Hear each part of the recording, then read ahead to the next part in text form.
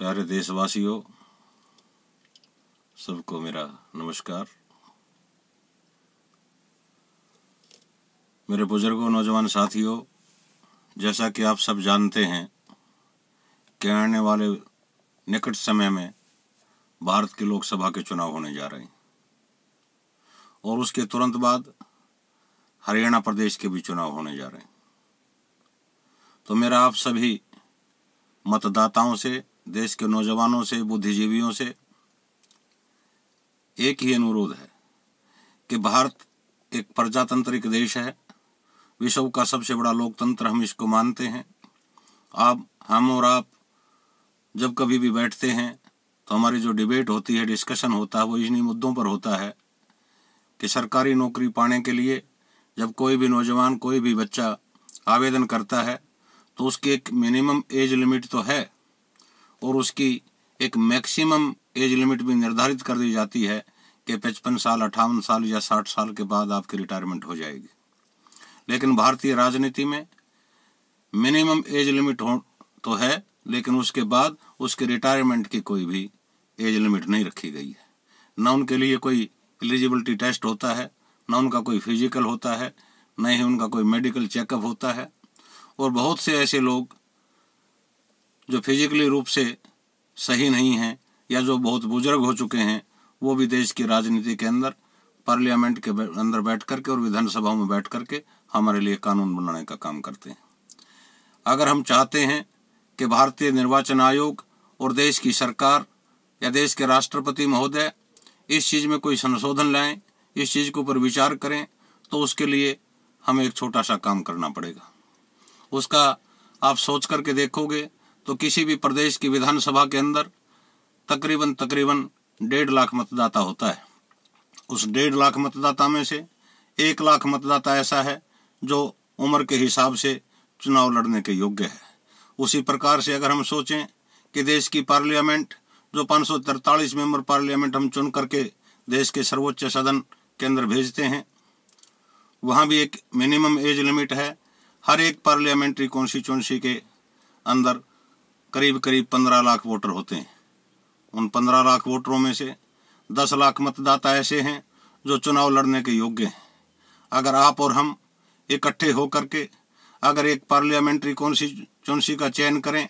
या एक विधानसभा क्षेत्र को चुनें कि जहां कम से कम हम 5000 आदमियों का फार्म एमएलए के लिए भरवाएं या 5000 आदमियों का फार्म, 10,000 आदमियों का फार्म मेंबर पार्लियामेंट के लिए भरवाएं, क्योंकि जहां 10 लाख लोग योग्य हैं वहाँ 10,000 भी भर सकते हैं, वहाँ 1 लाख भी फार्म भर सकते हैं, वहाँ 50,000 भी भर सकते हैं, वहाँ 8 लाख भी भर सकते हैं। ऐसा ही विधानसभा के अंदर यदि 1 लाख मतदाता फार्म भरने के योग्य हैं तो वो संख्या 50,000 भी हो सकती है। लेकिन हमारा उद्देश्य पहली बार में केवल 5,000 ऐसे नौजवानों को, बुद्धिजीवियों को इकट्ठा करके एक विधानसभा क्षेत्र से फार्म भरवाने का है। अगर क्या एक विधानसभा क्षेत्र से 5,000 आदमी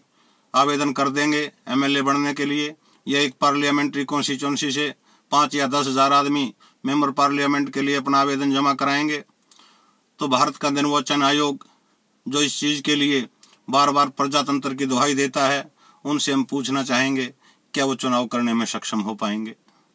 5,000 आदमियों के लिए अंगरक्षक की आवश्यकता पड़ेगी, उनको चुनाव निशान देने की आवश्यकता पड़ेगी, उनके लिए जो ईवीएम है, इलेक्ट्रॉनिक वोटिंग मशीन, जिसका बटन हम दबाते हैं, 16, 18 या 20 चुनाव निशान उसके ऊपर अंकित होते हैं, कहाँ वो मशीन रखी जाएंगी, कितनी उनकी संख्या होगी। और जब इस प्रकार की प्रक्रिया आज हम एक विधानसभा क्षेत्र से शुरू करते हैं, चाहे वो हरियाणा प्रदेश से हो या किसी भी देश के लोकसभा क्षेत्र से हो, तो भारत के निर्वाचन आयोग को इस बात पर सोचने पर विवश होना पड़ेगा कि आज ये स्थिति हमारे साथ एक कॉन्स्टिट्यूंसी से आई है, आने वाले समय में ये 543 लोकसभा क्षेत्रों के ऊपर भी आ सकती है, या किसी प्रदेश के, जैसे हरियाणा जैसे प्रदेश के 90 विधानसभा क्षेत्र हैं, तो ये स्थिति 90 की 90 विधानसभा सीटों के ऊपर भी आ सकती है। तब जाकर के भारत की सरकार और भारत निर्वाचन आयोग इस मामले में सोचेगा कि क्यों ना राजनीतिक रूप से जो एमएलए और एमपी बनना चाहते हैं कि उनके लिए शैक्षणिक योग्यता क्या हो, उनके रिटायरमेंट की उम्र क्या हो और उनके शारीरिक फिटनेस हो। इन सभी मुद्दों पर विचार किया जाएगा और तब जा कर के अच्छे आदमी देश की लोकसभा के अंदर चुन करके जाएंगे और प्रदेश की विधानसभा के अंदर चुन करके जाएंगे, जो जनता के हितार्थ कार्य करने का काम करेंगे। और ये चीज़ केवल इसी चीज़ के ऊपर नहीं है कि निर्वाचन आयोग के माध्यम से हम चुनाव प्रणाली के अंदर सुधार ला सकें, बल्कि सबसे बड़ा इसका फायदा हमें एक होगा। आप किसी भी प्रदेश को देख लीजिएगा, प्रत्येक प्रदेश के अंदर चंद राजनीतिक घराने प्रदेश की विधानसभा का चुनाव लड़ते हैं और देश की लोकसभा का चुनाव लड़ते हैं। एक एक परिवार से आप देखोगे 4-4, 5-5 लोग विधानसभा में जाने के लिए अलग अलग विधानसभा क्षेत्रों से फार्म भरने का काम करते हैं, अलग अलग लोकसभा क्षेत्र से टिकट मांगने का काम करते हैं। तो उनके ऊपर भी अंकुश लगेगा और परिवारवाद की राजनीति मूलतः प्रदेश से ही नहीं बल्कि देश से ही समाप्त हो जाएगी। और भारतीय निर्वाचन आयोग और प्रदेश की सरकार, जैसे आज हरियाणा प्रदेश की सरकार ने एक कानून बनाया है कि जिस घर के अंदर एक भी सरकारी नौकरी नहीं है कि उसके परिवार के सदस्य को अतिरिक्त 5 अंक साक्षात्कार में मिलेंगे, इंटरव्यू में मिलेंगे। तो इस प्रकार से देश की सरकार ने और इलेक्शन कमीशन ने भी एक कानून और भी बनाना पड़ेगा कि एक परिवार का एक ही आदमी चुनाव लड़ सकता है। अगर दूसरे सदस्य उसके टिकट चाहते हैं तो वो अलग अलग कॉन्स्टिट्यूंसी से ना भागें। ये नियम बना दिया जाए कि जिस आदमी की जिस विधानसभा क्षेत्र के अंदर और जिस लोकसभा के अंदर वोट है वो वहीं से जा करके आवेदन कर सके, कहीं दूसरी जगह जा करके ना कर सके। आज हिंदुस्तान के अंदर पढ़ा लिखा नौजवान अगर कोई किसी प्रदेश में पैदा हुआ है, अगर उसने PhD की डिग्री भी ली है, MPhil की है या और उसने डिग्रियाँ ली हैं, अगर वो अदर स्टेट के अंदर फार्म अप्लाई करता है तो उसको कम अंक दिए जाते हैं।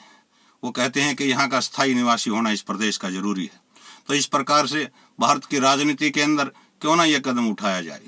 अगर पंचायत समिति के चुनाव होते हैं, ब्लॉक समिति के चुनाव होते हैं या हमारे जिला परिषद के चुनाव होते हैं, उनमें इस प्रकार का भी नियम लागू होता है कि जिस गांव में आपका मत है, आपका वोट है, आप उसी गांव से चुनाव लड़ सकते हैं, उसी जिला परिषद के जोन से चुनाव लड़ सकते हैं, उसी ब्लॉक समिति के जोन से चुनाव लड़ सकते हैं। तो ये प्रक्रिया प्रदेश की विधानसभा के अंदर भी लागू हो और देश की लोकसभा के अंदर भी लागू हो, ताकि अपने आप परिवारवाद को कम किया जा सके और देश की राजनीति के अंदर सकारात्मक सोच का एक परिणाम निकले, अच्छे आदमी चुन करके जाएं और उनके रिटायरमेंट की उम्र भी निश्चित की जाए कि 60 साल के अंदर जब देश का कर्मचारी 55 साल के अंदर, 58 साल के अंदर या 60 साल के अंदर रिटायर हो जाता है तो उसके बाद भारतीय राजनीति से भी उसको रिटायरमेंट ले लेनी चाहिए। जब भारत के सभी जागरूक मतदाताओं से, बुद्धिजीवियों से, नौजवान साथियों से मेरा एक बार पुनः ये अनुरोध है कि आप मेरे साथ इस मुहिम में मेरा साथ दें, मेरे साथ जुड़ें। मेरा नाम वीरेंद्र राठी, गांव मेरा भराण है, महम हल्के के अंदर, रहता मैं झज्जर में हूं और मेरा फ़ोन नंबर है 9813454535। एक बार फ़ोन नंबर मैं दोबारा रिपीट करता हूं 9813454535। जो साथी इस मुहिम में मेरे साथ जुड़ना चाहते हैं वो मेरे से फ़ोन पे बात करें, अपना नंबर, अपना डिटेल मेरे को नोट करा दें, ताकि जब आगे आने वाला चुनाव प्रदेश के अंदर आए तो उस समय हम सूची बना करके सभी इकट्ठे होकर के, संगठित होकर के एक विधानसभा क्षेत्र से या एक पार्लियामेंट्री कॉन्स्टिट्यूंसी से एक जगह से 5000 बच्चों का फार्म भरने का काम करेंगे। क्योंकि इसमें एक चीज़ और भी है, ये जरूरी नहीं कि हरियाणा के अंदर अगर कोई बच्चा फार्म भरे तो वो हरियाणा की हो या एक लोकसभा क्षेत्र का भी हो। पूरे कश्मीर से लेकर के कन्याकुमारी तक भारत का कोई भी नागरिक कहीं से भी जाकर के चुनाव लड़ सकता है, उसके ऊपर किसी प्रकार की पाबंदी आज के नियमानुसार नहीं है। तो सभी देश के कोने कोने से जो नौजवान साथी जो इस मुहिम में जुड़ना चाहते हैं वो मुझसे संपर्क करें और उनके संपर्क होने के बाद हम इनकी लिस्ट बनाएंगे और आपकी सभी की सहमति से हम ये निर्धारित करेंगे कि किस पार्लियामेंट्री कॉन्स्टिट्यूंसी से या किस विधानसभा क्षेत्र से हमने इकट्ठे होकर के एक विधानसभा क्षेत्र से फार्म भरना है। उसी लोकसभा कॉन्स्टिट्यूंसी का हम चयन करेंगे और उसी विधानसभा क्षेत्र का हम चयन करेंगे, ताकि भारत के निर्वाचन आयोग का ध्यान हमारी तरफ जाए और ये मुहिम अगले चुनाव में जब कहीं भी चुनाव होगा तो देश के और लोग भी जागरूक होंगे। आपका बहुत बहुत धन्यवाद। जय हिंद, जय भारत।